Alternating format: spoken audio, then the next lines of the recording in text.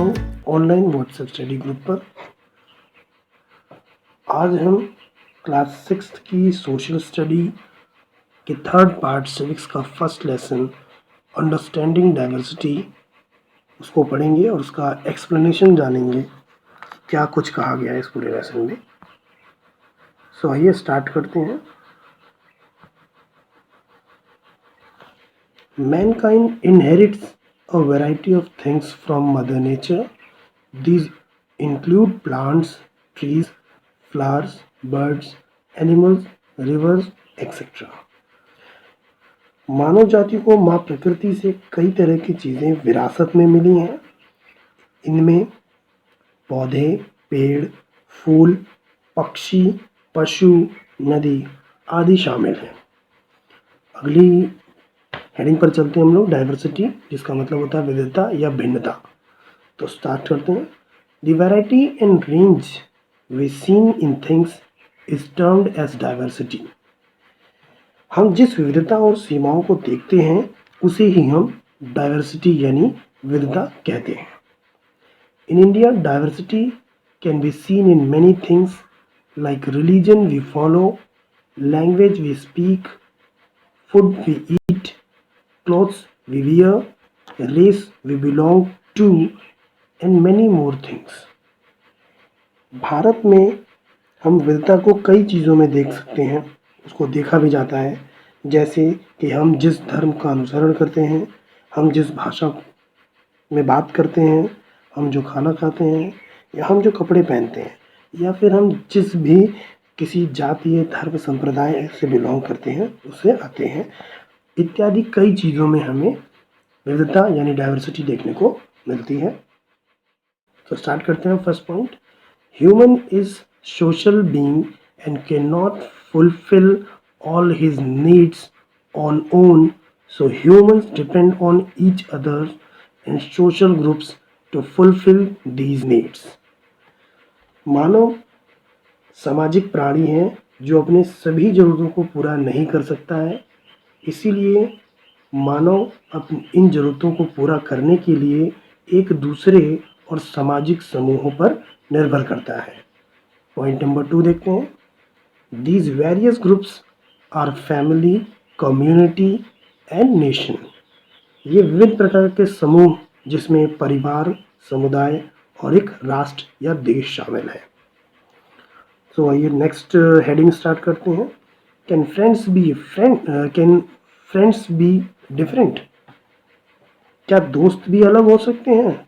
सो start करते हैं। Number 1 point, nothing stops people from being friends with people of a different background. One can be friend with any person even if they belong to different social, religious and economic background.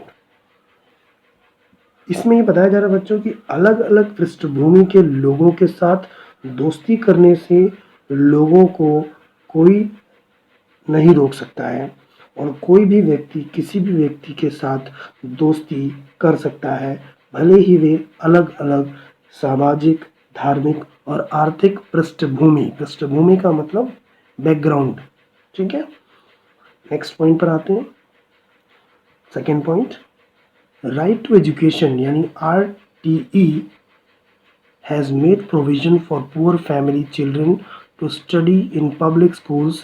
This has helped to reduce economic inequality in education. बच्चों इस point में कह रहे हैं कि शिक्षा के अधिकार ने गरीब परिवार के बच्चों को पब्लिक स्कूलों में पढ़ने का प्रावधान बनाया है। इससे शिक्षा में आर्थिक असमानता को कम करने में काफ़ी मदद मिलेगी, क्योंकि देखा जाता है कि कई जगह पर जो सोशली बैकवर्ड ग्रुप्स होते हैं, सेक्शंस होते हैं, उनको एजुकेशन से थोड़ा अवॉइड किया जाता है, उनको उस क्वालिटी की एजुकेशन प्रोवाइड नहीं की जाती है। बट राइट टू एजुकेशन के अंडर सभी को इक्वल एजुकेशन प्रोवाइड की जाने लगी है। ठीक है बच्चों, तो नेक्स्ट हेडिंग पर आते हैं। How do we explain diversity? हम विविधता या भिन्नता को कैसे समझाते हैं? First point, man initially led a nomadic life. मनुष्य ने शुरू में खानाबदोश जीवन व्यतीत किया है। जो नोमैडिक लाइफ का मतलब एक ऐसे जीवन जिसमें व्यक्ति किसी एक जगह पर नहीं रुकता, बल्कि वो अपने परिवार के साथ एक जगह से दूसरी जगह पर लगातार मूवमेंट करते रहते हैं। ठीक है, नेक्स्ट। और जाहिर सी बात है, क्योंकि अगर व्यक्ति एक जगह से दूसरी जगह जाता है तो वो वहाँ का कल्चर, वहाँ का फूड हैबिट और कई तरह की चीज़ें वहाँ पर भी लेके जाएगा। तो इस तरह के मूवमेंट से जाहिर सी बात है कि वहाँ पर डाइवर्सिटी देखने को मिलेगी। नेक्स्ट पॉइंट पर आते हैं। In later times men begin to mingle, mingle मतलब मिल जाना, begin to mingle with different peoples of society। बाद के समय में मनुष्य समाज के विभिन्न लोगों के साथ मिलना जुलना शुरू कर दिए। अब यही नोमैडिक लाइफ जब स्पेंड करते थे तो उसके साथ ही वो दूसरे सोशल ग्रुप्स के साथ मिलते थे, और मिलने के बाद वो अपनी शेयरिंग होता था, उनके आइडियाज़, उनकी फूड हैबिट्स, उनका उनका क्लॉथिंग, ये सारी चीज़ें शेयर करते थे। This led to emergence of diversity. इसने ही विविधता यानी डाइवर्सिटी को उत्पन्न किया। समझ में आ गया बच्चों कि विविधता केवल एक जगह से दूसरी जगह मूव करने, अपनी संस्कृति, अपनी धर्म, अपने आदतों को, अपनी हैबिट्स को शेयर करने से ज़्यादा बढ़ती है। So let we come next heading, diversity and interdependence. इसका मतलब है बच्चों विविधता और परस्पर निर्भरता। स्टार्ट करते हैं first point. With in a social group diverse types of activities are performed depending on culture, skills, interest and education। बच्चों एक सामाजिक समूह में संस्कृति, कौशल, रुचि और शिक्षा के आधार पर विभिन्न प्रकार की गतिविधियों का प्रदर्शन किया जाता है। नेक्स्ट पॉइंट आएंगे। To fulfil one's need people demand on others. किसी की ज़रूरतों को पूरा करने के लिए लोग दूसरों पर निर्भर होते हैं। ठीक है बच्चों, अपनी किसी भी ज़रूरतों को पूरा करने के लिए वो दूसरों पर निर्भर रहते हैं। नेक्स्ट आते हैं नेक्स्ट हेडिंग पॉइंट पर, third point. With the onset of globalisation the concept of interdependence between diverse area has got a boost. बच्चों ग्लोबलाइजेशन एक वैश्वीकरण को कहते हैं, यानी अगर हम किसी दूसरे देश के संपर्क में आते हैं, किसी विदेश के संपर्क में आते हैं, तो वो एक तरह से ग्लोबल हो जाता है और उसी को हम ग्लोबलाइजेशन कहते हैं। तो आइए देखते हैं इस पॉइंट में क्या कहना है। वैश्वीकरण की शुरुआत के साथ विविध क्षेत्रों के बीच परस्पर निर्भरता की अवधारणा को बढ़ावा मिला है। यानी ग्लोबलाइजेशन से मोस्टली जो है वो एक देश दूसरे देश पर डिपेंड होने लगा, यानी इंटरडिपेंडेंस का जो कॉन्सेप्ट है वो यहाँ पर ग्लोबलाइजेशन की वजह से इंट्रोड्यूस हुआ। ठीक है बच्चों, आइए अब नेक्स्ट पॉइंट शुरू करते हैं, जो कि है यूनिटी इन डाइवर्सिटी, यानी अनेकता में एकता। बच्चों आपने कई बार ये वर्ड सुना होगा, unity in diversity, unity in diversity. क्या आपको मालूम है कि ये वर्ड सबसे पहले किसने यूज़ किया? गेस करिए। चलिए मैं आपको बता देता हूँ जी। हमारे देश के पहले प्रधानमंत्री जो थे, यानी पंडित जवाहरलाल नेहरू जी, उन्होंने सबसे पहले यूनिटी इन डाइवर्सिटी वर्ड का यूज़ किया। तो आइए बच्चों स्टार्ट करते हैं इस हेडिंग को। First point, India is land where unity and diversity run parallel to each other. भारत एक ऐसी भूमि है जहाँ एकता और विभिन्नता एक दूसरे के समानांतर चलती हैं, यानी यूनिटी और विविधता, डाइवर्सिटी, ये दोनों एक साथ चलती हैं। भारत एक ऐसा देश है, नहीं तो कई ऐसे देश हैं जहाँ पर केवल सेकुलरिज्म है, कोई एक धर्म को फॉलो किया जाता है वैसे ही, लेकिन हमारे यहाँ पर ऐसा कुछ नहीं है। इंडिया, यहाँ इंडियन लिखा है बट यहाँ पर इंडिया होगा। India is a place where people speak different languages, wear different attires, attires मतलब पोशाक जो होता है उसी को कहते हैं। Practice a different religion, eat different cuisines, भोजन को कहा गया है, व्यंजनों को कहा गया है cuisines, and inherits a diverse culture but yet we live together happily. बच्चों, इस पॉइंट में कहा जा रहा है कि भारत एक ऐसी जगह है जहाँ लोग अलग अलग भाषाएं बोलते हैं, विभिन्न प्रकार की पोशाक पहनते हैं, विभिन्न धर्मों का पालन करते हैं, विभिन्न व्यंजनों को खाते हैं और विभिन्न विभिन्न संस्कृति को विरासत में लेते हैं। फिर भी हम खुशी के साथ एक साथ होकर रहते हैं। यानी हम में कितनी विविधताएं हैं, हम में जो डाइवर्सिटीज़ हैं वो बहुत सी हैं, बट फिर भी हम लोग क्या हैं, एक है, वी आर इंडियंस। ओके, सो यहाँ पर बच्चों एक और अब यहाँ पर जो डाइवर्सिटी है उसको भारत के दो कोनों से समझाया गया है, उत्तरी और दक्षिणी। तो यहाँ पर उत्तर में कश्मीर का एग्जाम्पल लिया है जिसको हम लोग लद्दाख में देखेंगे, और केरला जो कि आपका कन्याकुमारी साउथ में है। ठीक है, तो हम उत्तर भारत से लेकर दक्षिण भारत तक की विविधताओं को जरा छोटे से 2 पैराग्राफ में हम लोग समझ लेते हैं। सो स्टार्ट करते हैं, Kashmir and Kerala. Kashmir is a beautiful place located in northern part of India. Kashmir is famous for its scenic beauty, houseboats, cultivation for fine qualities of saffron, apples, and walnuts. The famous cuisines include a wazan, kawa. People wear woolens due to cold climate. Pheran is a popular attire, pheran एक वहाँ की popular dress है। Attire along with a headgear and scarves.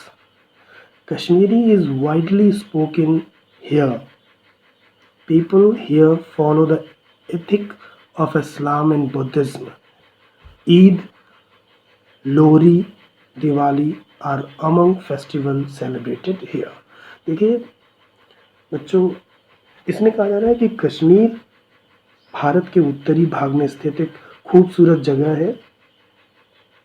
Kashmir अपनी प्राकृतिक सुंदरता और वहाँ पर जो हाउस बोट्स होती हैं वो बहुत ही यूनिक है, और काफ़ी हद तक कश्मीर में जो टूरिज़्म है वो हाउस बोट्स की वजह से बहुत ज़्यादा, वहाँ की लेक्स की वजह से ज़्यादा पॉपुलर है। सो हाउस बोट्स, जिसको घर की नाव भी कहा जाता है, और बढ़िया गुड़ों की खेती के लिए भी प्रसिद्ध है, जिसमें केसर, सेब और अखरोट शामिल हैं। प्रसिद्ध व्यंजनों में वज़वान और कहवा शामिल हैं। लोग ठंडी जलवायु के कारण ऊनी कपड़े वहाँ पर अक्सर पहनते हैं। Pheran with head gear, pheran head gear और स्कार्फ के साथ एक पॉपुलर ड्रेस है वहाँ पर फिरान, जिसमें हेड, उन्होंने अपनी सर पर टोपी लगाई होती है और गले में स्कार्फ होता है। तो फिरान एक पॉपुलर ड्रेस है कश्मीर में। यहाँ के लोग इस्लाम और बौद्ध धर्म की नैतिकता का पालन करते हैं। साथ ही साथ यहाँ पर कश्मीरी भाषा बहुत ही पॉपुलर है, जो कि वहाँ की लोकल लैंग्वेज है। ईद, लोहड़ी और दिवाली वहाँ मनाए जाने वाले त्योहारों में से एक है। तो बच्चों, ये तो हो गया केरल, जिसमें आप लोग ये उनका पूरा हैबिट देख रहे हैं, कश्मीर का, नॉट केरल। केरल हम लोग नेक्स्ट देखेंगे। तो कश्मीर के हम यहाँ पर ड्रेसिंग देख रहे हैं, डांस देख रहे हैं, फेस्टिवल्स देख रहे हैं। इस तरह की बहुत सी डाइवर्सिटीज़ हैं, कई तरह के लोग वहाँ पर रहते हैं, स्पेशली मुस्लिम कम्युनिटीज़ ज़्यादा हैं, बुद्धिज़्म को भी फॉलो किया जाता है। नेक्स्ट पॉइंट पर आते हैं हम लोग, जो कि है Kerala. Kerala is a beautiful place located in southern part of India. Kerala is famous for its scenic beauty and cultivation of spices like cloves and cinnamons. The famous cuisine include the puttu and appam. Men wear mandu and women wear sari. Malayalam is widely spoken here. People here follow the ethics of Hinduism, and Onam is the main festival celebrated here. तो बच्चों, इस point में क्या कह रहा है कि केरल भारत के दक्षिण भाग में स्थित एक खूबसूरत जगह है।